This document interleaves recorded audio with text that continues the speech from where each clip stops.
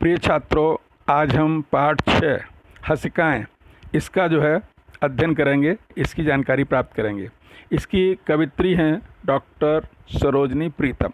इन्होंने प्रस्तुत छड़काएँ जिसको आप कहते हैं, चुटकुला कह सकते हैं, हास्य व्यंग कह सकते हैं, जोक कह सकते हैं, उसके माध्यम से कवित्री ने समाज में जो विसंगतियां हैं, समाज में जो कुरीतियां हैं, उन विसंगतियों को, उन कुरीतियों को चित्रित किया है।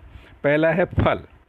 फल यानी एक खाने का फल होता और एक फल यानी परिणाम या उसका नतीजा भी होता। तो पहले उसमें बताया है आज की पीढ़ी कितनी तेज है, सब्र का फल मीठा, लेकिन उन्हें मीठे से परहेज है। परहेज यानी उसको खा नहीं सकते, उसका उपयोग नहीं कर सकते। तेज यानी तीव्र, मीठा यानी मधुर। तो कवित्री कहती है कि आज की जो पीढ़ी है, जो लोग हैं, वो कितने तेज हैं, कितने तीव्र हैं, उनको मतलब हर चीज़ को सोचने का तौर तरीका, नज़रिया उनका कितना अलग है कि सब्र का फल मीठा होता लेकिन उन्हें मीठे से परहेज है। बोले एक ये कहावत है, सब्र का फल मीठा, यानी अगर आपने धैर्य रखा, धीरे से काम लिया तो समय निकल जाता है और आपका जो उसका परिणाम है वो आपको अच्छा मिलेगा। इसीलिए ये कहा जाता है सब्र का फल मीठा होता है। लेकिन वो कहती है कि उन्हें मीठे से ही परहेज है, यानी वो मीठे का उपयोग नहीं कर सकते। आगे है समस्या का निदान। समस्या यानी कठिनाई, निदान यानी उसका हल, उसका उपाय या उसको दूर करने का सुझाव। 10 रुपये और 3 रुपये के डाक टिकट लाए, दुविधा में थे 7 रुपये का टिकट कैसे लगाएं। नन्हे ने देखा तो नन्हे का था कहना, 10 और 3 की 2 टिकटें लगाकर बीच में ऋण का चिन्ह लगा देना है। यानी ये लगानी 7 रुपये की टिकट थी एक, तो उसमें क्या हुआ कि 10 और 3 के 2 टिकट लाए, तो उसमें ये 7 रुपये का टिकट लगाना था। दुविधा में थे यानी असमंजस में से, समझ में नहीं आ रहा था कि 7 रुपये का टिकट कैसे लगाएं। तो नन्हे ने देखा, नन्हा किसी का नाम भी हो सकता है, कोई बच्चा भी हो सकता है, तो उसने कहा अरे इसमें कौन सी मुश्किल की बात है, 10 और 3 की टिकट लगाकर बीच में ऋण का चिन्ह लगा, माइनस का चिन्ह लगा दो, तो बोले वो 7 रुपये की हो जाएगी। आगे है दर्पण। साहित्यकार पति ने कहा साहित्य को सब अर्पण है।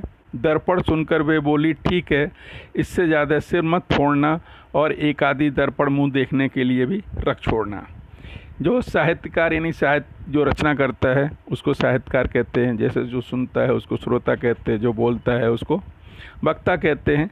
तो जो साहित्यकार था वो उसने ये कहा कि साहित्य को सब अर्पण है। अर्पण है यानी उसको सब कुछ जो है समर्पण है।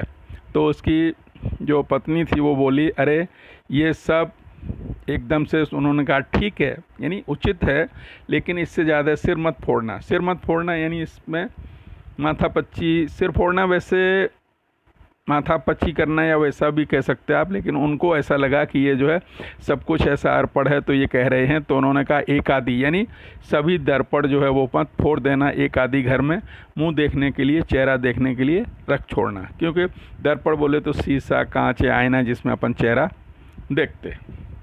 इसके आगे बीमा।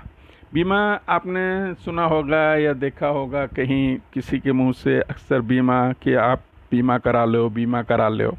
तो उसमें क्या रहता है, कोई दुर्घटना हो जाए, कोई हादसा हो जाए, तो जो आप महीने की जो किस्त भरते रहते हो उसके हिसाब से उसका मुआवजा जो है आपको वो हादसा होने के बाद मिलता। तो पति ने कहा सुनो जी खुश हो जाओ, मैंने 2 लाख का, मेरा 2 लाख का बीमा हो गया। तो गुस्से से अनपढ़ पत्नी बोली खुशी तो उस दिन होगी जिस दिन ये रकम जल्दी मिले।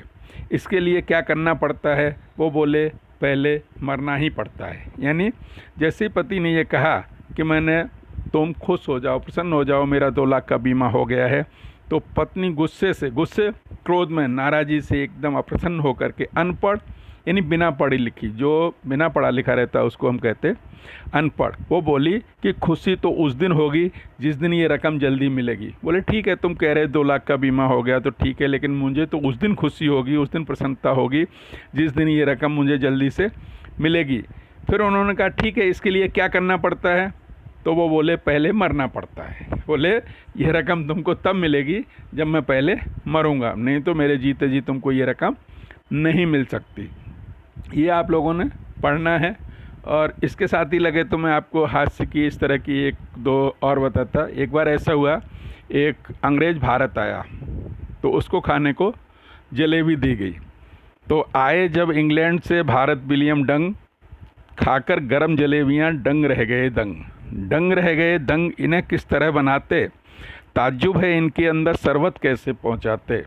बहरा बोला सर इनको आर्टिस्ट बनाते, और बन जाती तो इंजेक्शन से रस पहुंचाते। यानी उसने उनको बताया कि जब ये बन जाती, आर्टिस्ट जो कलाकार रहते वो इनको बनाते, और जब बन जाती तो इंजेक्शन के द्वारा इनके अंदर रस यानी चाशनी जो है, वो शरबत जो है उसको पहुंचाते। ठीक है, ये पूरा आपने कर लेना, और इसका जो है गूगल फॉर्म में आपको भेजता बाद में।